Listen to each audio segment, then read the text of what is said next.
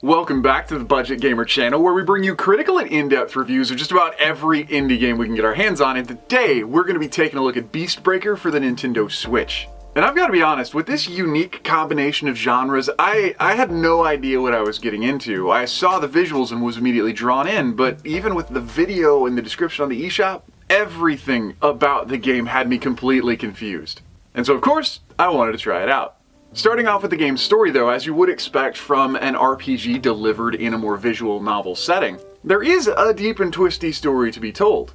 But it's only through playing the game and interacting with NPC characters that you're going to slowly unveil the story of a land who's lost its magic and has slowly been encroached upon by gigantic crystalline beasts for who knows what reason.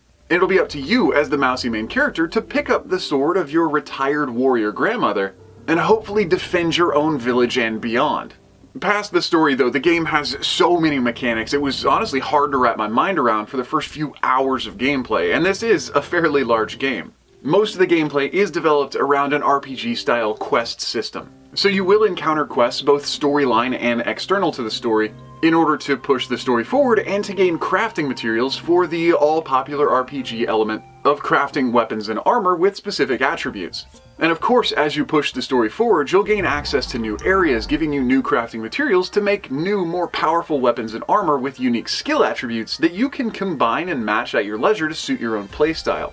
Overall, there are 4 different types of weapons to engage with. There's the sword, the bow, the hammer, and a unique weapon that you don't unlock till a little bit later, so I'm not gonna spoil the surprise. But suffice to say, all the different weapon styles and armor styles are designed to kind of suit a different play path. Whether that's the hammer that's a bit more of a juggernaut that takes inertia to charge up attacks and make them even more powerful, or the bow that requires strategic positioning to unleash massive barrages of arrows, or the sword that focuses on targeting individual areas of enemy armor in order to open up new and additional attacks.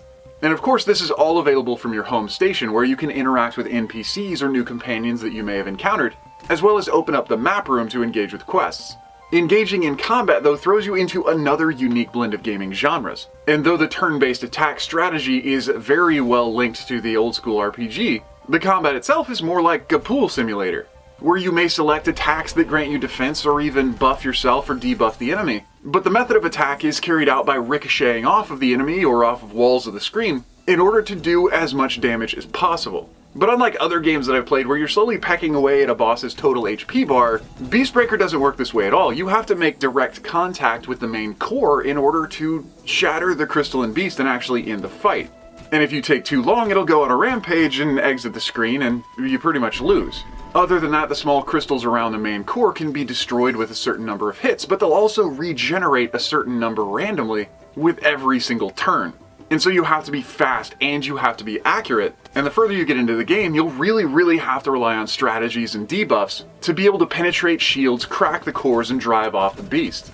Looking at Beastbreaker visually though, I said in the beginning of the review, it was the visuals that really drew me in, because honestly they're absolutely gorgeous. But of course I am referring to mostly the scenes and the visual novel style portions of the game, and not necessarily the combat. The combat does look cool and they are nice, clean, crisp graphics, but there's a real big disconnect between the actual story setting of the game and the combat setting of the game. Or at least there is visually.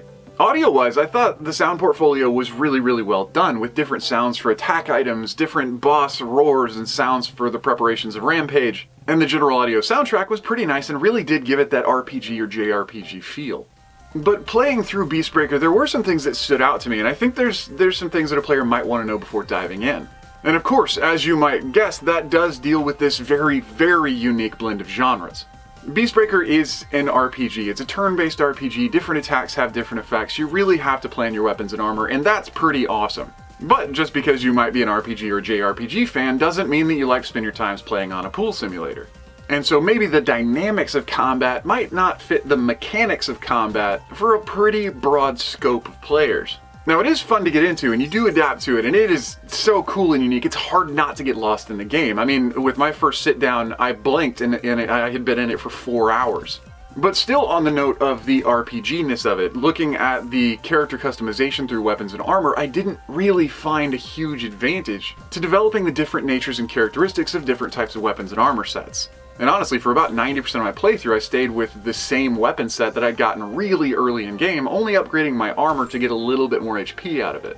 But possibly the biggest criticism for anyone who is a fan of in-game crafting is the fact that you don't know what weapons and armor you're going to get until after you've spent the resources you had to grind so painstakingly for. The crafting system in the game shows you that you'll need a couple of resources to create maybe a weapon, maybe a range of weapons, or maybe a piece of armor, but you'll generally have several choices for each of the different resource combinations, and so you might really be hoping, fingers crossed, for a sword and you end up getting a hammer.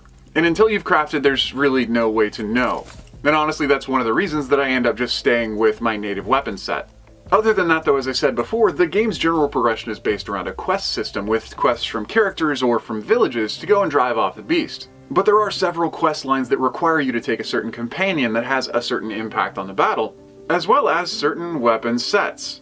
And so if you haven't practiced with that weapon set, that quest in general might act as a gatekeeper, taking you out of your comfort zone that you've been playing with for the previous few hours. But last but not least is the scaling of the difficulty curve in the game. Being able to understand weapons and armor combinations and attack types and effects, that's all well and good, and it's a steep initial learning curve, but it balances out real quick. But as you encounter different Crystalline Beast types, you'll start to notice that some are intrinsically much more difficult than others, which starts to create a bit of a peak and a valley in the game's difficulty as you progress forward. And this is only exponentially increased with bosses' levels that make a crystal need to be hit 4 or 5 times before it can break, giving you access to the main core that you have to hit 20 or 30 times. And this is because the game's general mechanic relies on ricocheting off of things to make multiple hits with every single turn. That is, unless you're using the mallet that deals more with area of effect. But either way, as you start to break off pieces of the boss, there's less of the boss to interact with, and having attacks with limited ranges or attacks that require ricocheting off in close contact, the closer you get to defeating the boss, it can become much, much more difficult to actually take it down in those final moments. And because of this, there were a lot of boss fights that I made it all the way to the end and fought painstakingly for some pretty long fights, just barely keeping the boss in the arena, only to lose it because as it repositioned itself, I could never score a hit.